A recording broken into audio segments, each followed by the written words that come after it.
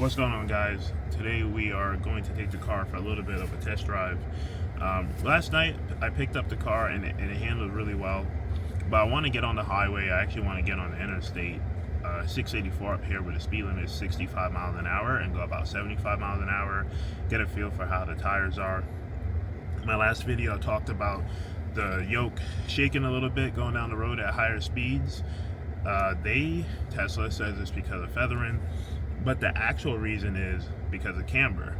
So the tires, naturally, you have tires on a car.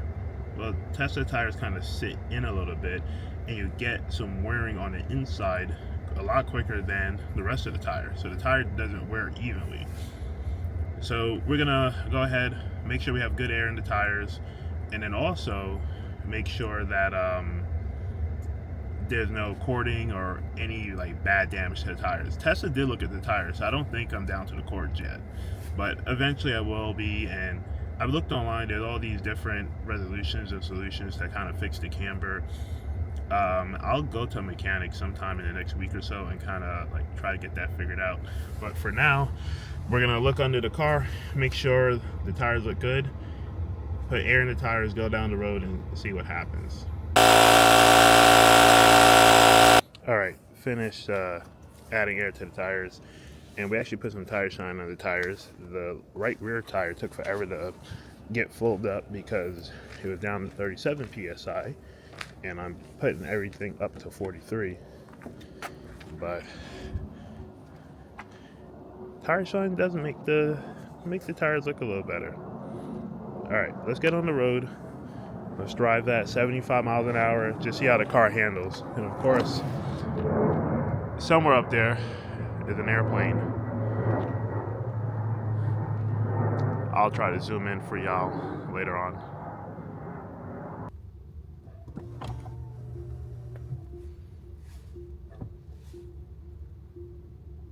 This is kind of irritating, but the right rear that took forever to fill up is now reading 47. I don't know, I guess my air compressor, something is up with it. All right, here we are. We're doing 75 miles an hour. No vibration. Let's maybe we bring it up to 80. But doing well. Look at it, I'm doing 10 over and I'm still getting passed. That's how fast they drive out here. That's why I wanted to come on this interstate, because people, they be flying out here. But the yoke feels good. It doesn't have that jerking around feeling right now. So, and I put the car into autopilot because I don't have to touch the yoke. So I'm not confusing any vibration coming from the tires with just the vibration coming through, just natural road vibration. But it feels good. I mean, we're doing 75. Let's check Waze. There is a cop ahead, but let's go up to 80 real quick. I'm gonna bring it up to 80. Now this is gonna be cruise speed when we're driving to Florida. So we're doing 79, 80. It feels good. Yeah, it feels good. Let's drop it down back to 75 because Waze says there's a cop up ahead.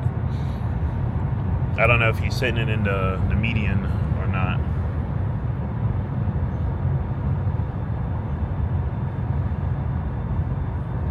Yeah, but the car feels great. This is good. I'm happy. So, I was like, man, I'm gonna need new tires, but I guess the car's a little more sensitive to tire pressure than my Model 3 was. And look, I keep the tire pressure up. I mean, let's go into service right now. You can see the tire pressure is there. Whoa, look at the plane landing. That's nice. That was cool. Yeah, I keep the tire pressure up.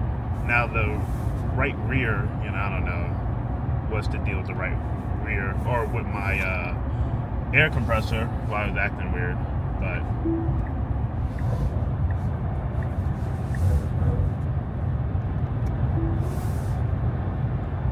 yeah, I'll when we pull over somewhere, I'll fix that. Here in Harrison Supercharger is 10 o'clock Sunday morning and it's full already. There are 2 spots that are not working, so that's not helping.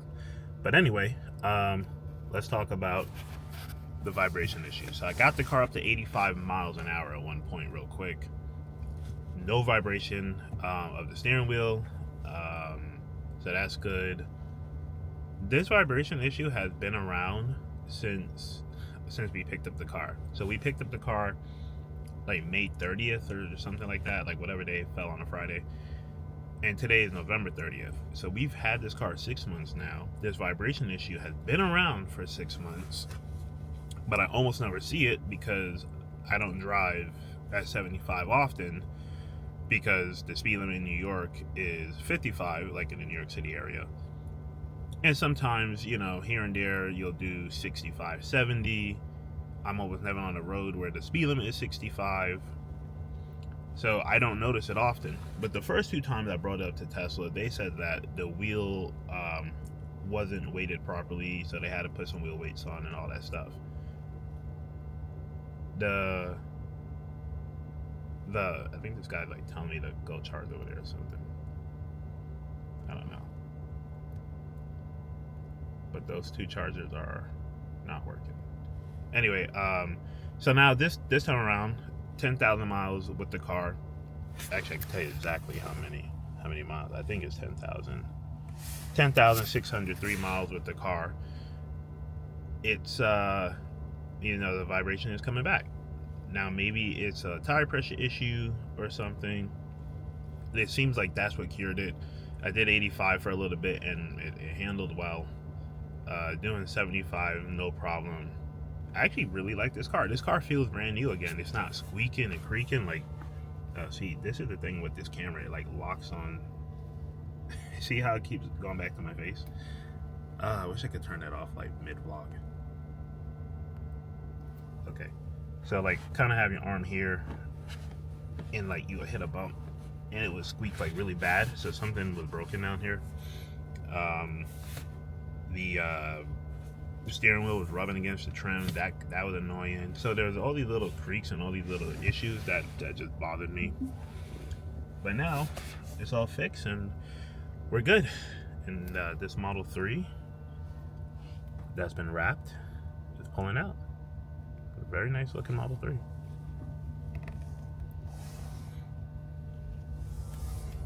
Well, it's starting to drizzle now. I fixed the tire pressure issue, so I took some air out the right rear tire. So everything should be about 45 psi now, and I think, yeah, we fixed our issue. Let's look at the charging. Oh, come on. There we go. 37 cents a kilowatt hour. Kind of cheap-ish nowadays, especially considering other states like California.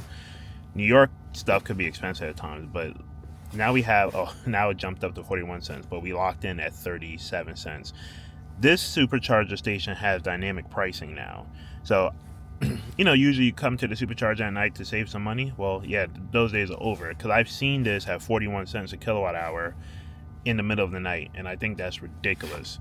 So if you don't want to come to this one and charge at $250 as a Tesla, you can go to Tarrytown and charge at 150 kilowatts for 38 cents a kilowatt hour, which, you know, I guess is okay. You know, as a Tesla, you have options. You can, you know, we live in White Plains here. You can go to Harrison or you could go to Tarrytown.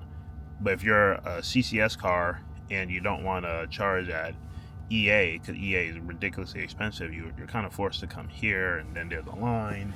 Like that Model Y is waiting over there. So, you know, then again, it's 10 o'clock Sunday morning, and I guess people are traveling back home after Thanksgiving. So, you know, it is what it is. But we're going to charge up here. This is kind of weird, actually.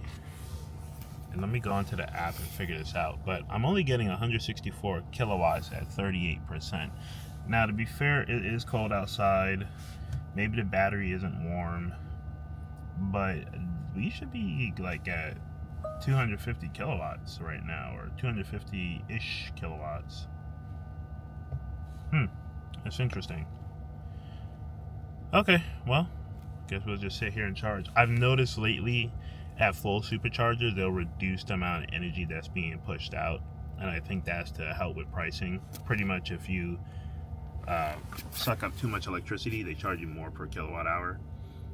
I think that's like the energy supply company thing, not like a Tesla thing. So Tesla just kind of mitigate it as they can. I don't really understand exactly how that all works, but it's something that I've noticed on really hot days, even in like rural places on road trips. If it's like a very hot day, you'll get to the supercharger before plugging in and it's already telling you, or like as you're plugging in, and it's already telling you speed will be reduced, charging speed will be reduced. And it's not because the handle is overheating or anything. Definitely not today. It's 44 degrees. Like we're going into December now.